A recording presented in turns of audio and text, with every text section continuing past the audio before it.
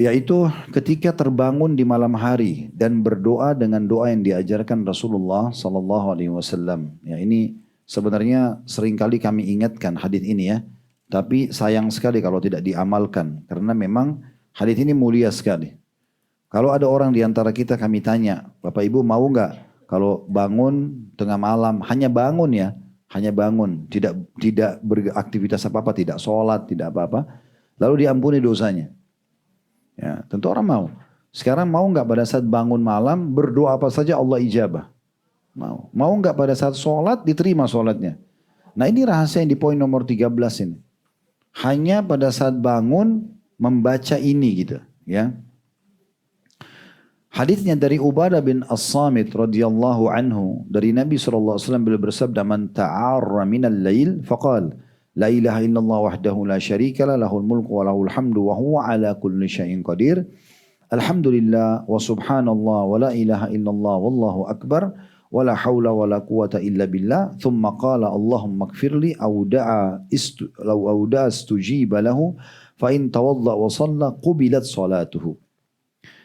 Kata Nabi SAW, barang siapa yang terbangun di malam hari, kaget saja. Jam 1, jam 12, jam 2, pokoknya kita bangun. Lalu dia tiba-tiba langsung mengucapkan, La ilaha illallah wahdahu la syarikalah. Tidak ada Tuhan yang berhak disembah kecuali Allah, tidak ada sekutu bersamanya. Lahul mulku wa lahul hamdu, miliknya kerajaan dan puji-pujian.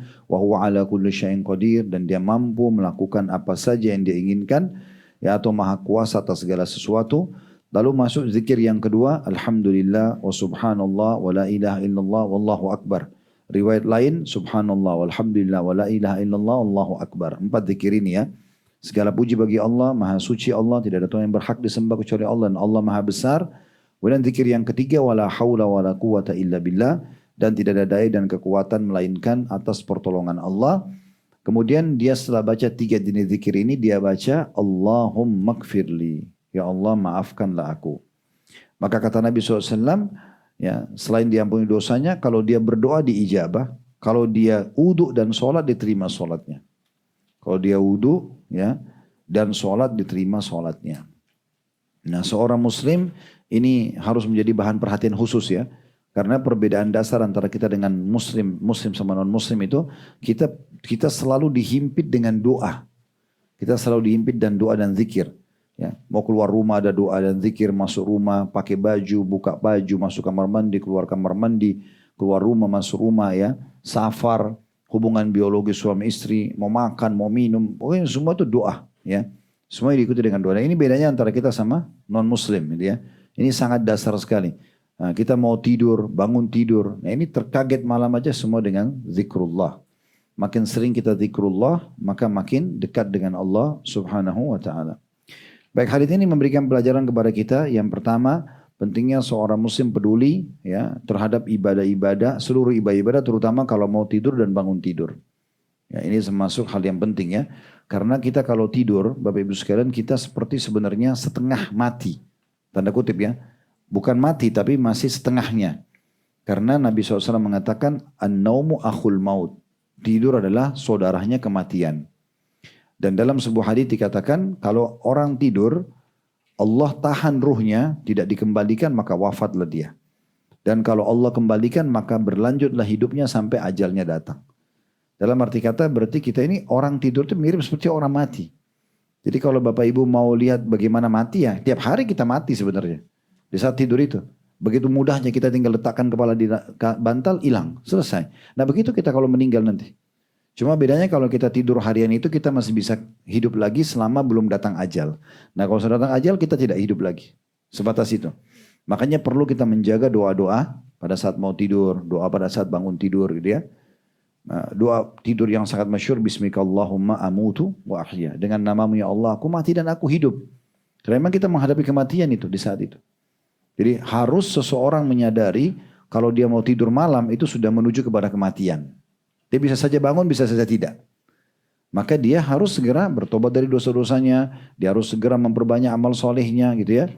Sebelum tidur. Dan kami sudah berbagi beberapa waktu yang lalu, kalau Bapak Ibu mau tidur, maka semua sunnah-sunnah Nabi diamalkan. Seperti uduk sebelum tidur, ya, balik sisi kanan, dan membaca ayat kursi, baca Al-Ikhlas, Al-Falaq, An-Nas, baca 2 ayat terakhir surah Al-Baqarah, dan beberapa wirid-wirid mau tidur. Dan ini usahakan dipersiapkan setengah jam sebelum tidur. Jangan nanti ngantuk banget, akhirnya kebablasan. Lepaslah zikir-zikir tersebut, gitu ya. Orang yang baca subhanallah, alhamdulillah, Allah Akbar masing-masing 33 kali, kecuali Allah Akbar 34 kali, maka akan dicatatkan kalau digabung dengan baca zikir yang seperti ini habis sholat, subuh, duhur, asar, maghrib, dia akan diberikan pahala 2.500. Lalu kata Nabi SAW, amalan ini ringan tapi banyak orang yang luput. Para sahabat mengatakan, ya Rasulullah, bagaimana orang luput? Kata Nabi SAW, syaitan datang membuatnya mengantuk lalu tertidur dan dia melupakannya. Sama juga hadis tentang membaca surah Qul ya ayyuhal kafirun pada saat mau tidur. Karena dia adalah menolak kesyirikan, ya, memurnikan tauhid kita. Al-Ikhlas, Al-Falaq, An-Nas itu juga sama. Kalau ditiup, Nabi SAW kata Aisyah meniup telapak tangan lalu mengusap tubuh, menyelamatkan dari gangguan-gangguan syaitan, sihir, ya. Ayat kursi kalau dibaca, kata Nabi SAW tidak akan disentuh oleh syaitan sampai pagi hari. Banyak sekali manfaat-manfaat yang bisa didapatkan. Ada orang banyak kalau tidak zikir, itu sebenarnya dia tidur tapi tidak istirahat. Pernah gak rasakan Bapak Ibu tidur, tapi dalam tidur kacau sekali. Mimpi kemana-mana. Sebenarnya dia tidak istirahat itu. Karena dia sendiri capek juga. Bangun dalam kondisi takut, bangun dalam kondisi menyesal, macam-macam, ya. Kadang-kadang dia mimpi hal-hal yang tidak tahu dia di alam mana. Semua itu karena jauh dari zikrullah. Harusnya orang kalau istirahat malam itu tidur tenang, pikirannya pun tenang. Kalau Bapak Ibu amalkan sunnah-sunnah Nabi, muhasabah sebelum tidur, memperbanyak istighfar dan taubat, itu dipastikan mimpinya enak-enak. Mimpinya lihat Ka'bah, mimpinya lagi tawaf, mimpinya lihat surga, dan gitu-gitulah. Hidupnya tenang, ya.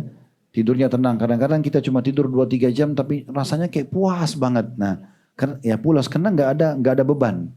Nah itu kenapa? Karena tidak ada gangguan syaitan. Syaitan itu mau mengganggu kita di saat kita tidur atau kita tidak tidur. Sebagaimana kita kalau kita digoda, tidur pun digoda. Supaya orang itu kurang istirahat. Jadi akhirnya malas ibadah pada saat bangun malam. Makanya jangan ditinggalkan itu. Uduk sebelum tidur, zikir-zikir, wirid, semuanya diamalkan. Gitu ya. Dan usahakan dalam mengamalkan doa dan wirid itu bersuara. Ya, bersuara. Walaupun sir. Sir itu kecilin suara. Sholat duhur dan sholat asar adalah sholat sir. Sholat kecilin suara. Bukan hilangin suara. Ya, ini udah baca dalam hati, tutup mata, gelap. Oh, udah bismikallahumma amutu wa ahya udah. Diubah bacaan sholatnya gitu. Jadi kita buka mata, ya, lihat tempat sujud, keluarkan suara, cukup kita dengar. Yang penting kita dengar. Kalau bertemu antara mata lihat tempat sujud, suara kita terdengar oleh kuping, maka insya Allah itu akan lebih menjaga. Nah seperti itu kurang lebih gambarannya. Jadi dari sini kita ambil pelajaran pentingnya seseorang tidak menyanyiakan mustajab doa, hanya bangun saja. Di sini tidak disebutkan sholat ya.